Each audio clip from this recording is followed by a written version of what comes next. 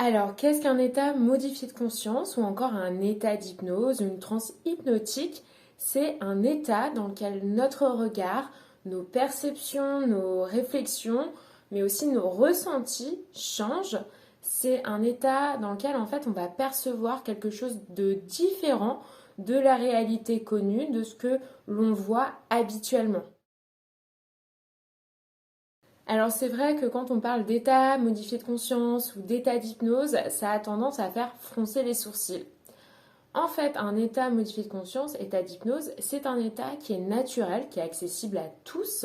Finalement, quand on lit un livre, donc de simples mots sur un papier, ou alors qu'on regarde un film, donc des images sur un écran, eh bien on se laisse transporter par autre chose, on sort de sa réalité tangible, matérielle de je suis dans mon salon sur mon fauteuil à je rentre dans une histoire, je suis transportée par ce qui m'est conté, je le ressens, je vis des émotions par rapport à l'histoire, les événements que vit le personnage.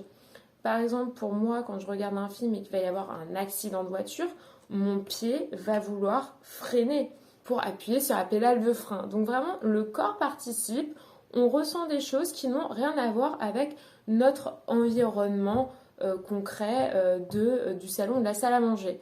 On est dans autre chose. Et c'est ce qui fait que on est transporté dans autre chose, qu'on est dans un état modifié de conscience, une transe hypnotique, un état d'hypnose. Ça, c'est l'exemple le plus courant. Il y a aussi toutes les passions. En général, quand il y a une passion, eh bien, il y a un état modifié de conscience qui s'y cache. Et c'est pour ça qu'on y retourne, qu'on a envie d'aller faire cette passion. Parce que les états modifiés de conscience, souvent, sont quand même très agréables.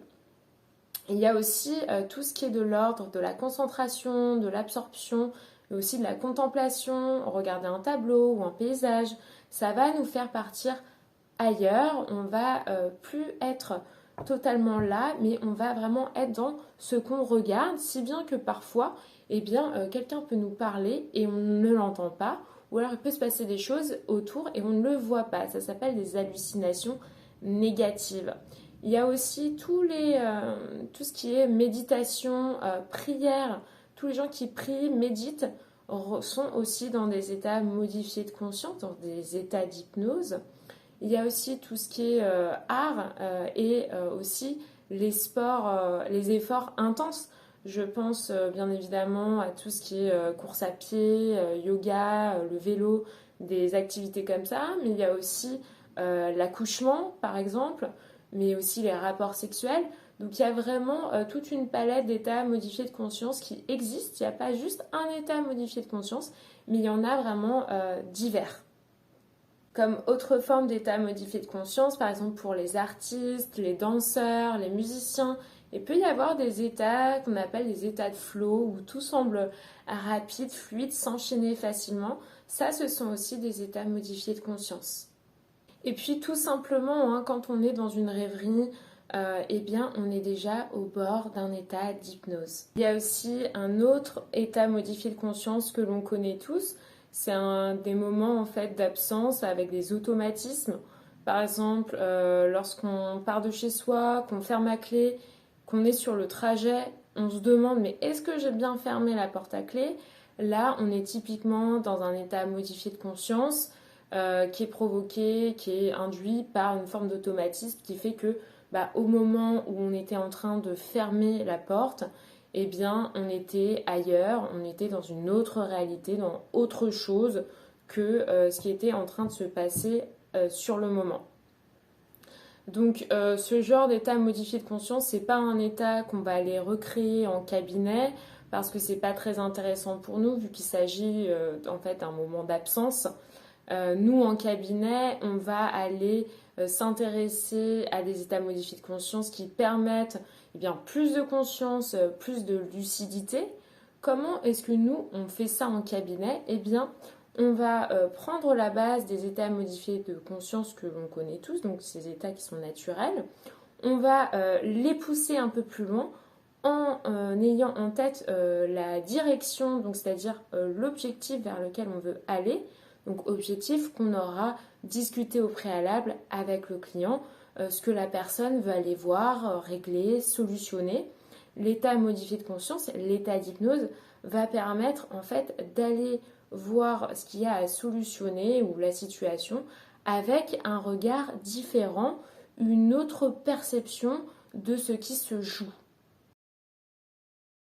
Ça permet de dépasser la logique habituelle et pour ça, en fait, on utilise dans un état d'hypnose un langage qui est différent du langage ordinaire.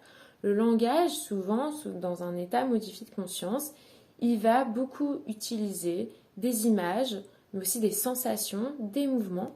Et ça va permettre une autre manière de voir les choses, de réfléchir, de prendre conscience de ce qui se joue. Donc, sous un état d'hypnose, eh bien, il y a des prises de conscience, des eureka.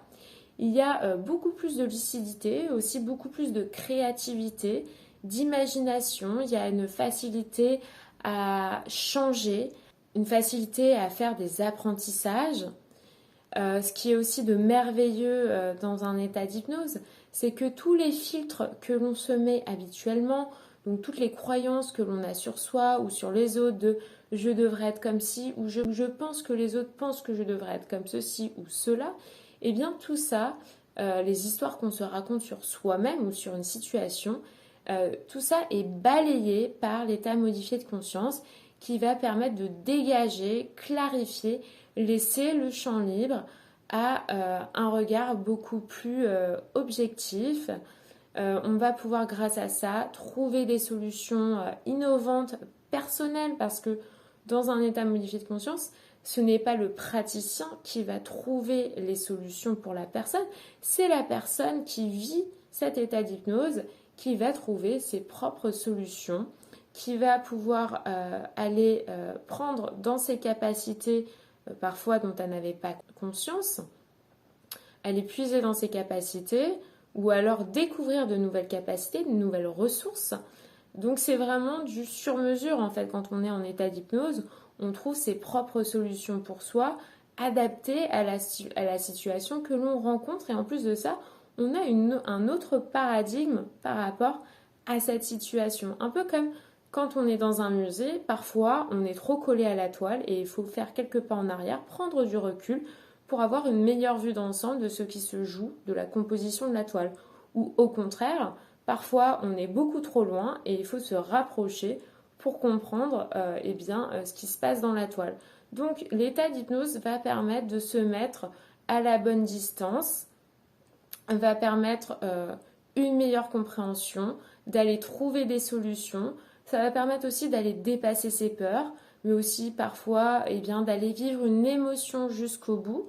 Et quand on est dans un état d'hypnose, on est beaucoup plus ouvert, on se sent beaucoup plus à l'aise avec ses émotions et ça va permettre de se soulager, de s'apaiser, de trouver des solutions, d'aller voir en fait quelles sont nos ressources, mais aussi d'aller se ressourcer, vraiment d'aller au contact de soi, d'aller découvrir des choses sur soi-même, donc une plus grande connaissance de soi, aller voir des parties de soi dont on n'avait pas conscience.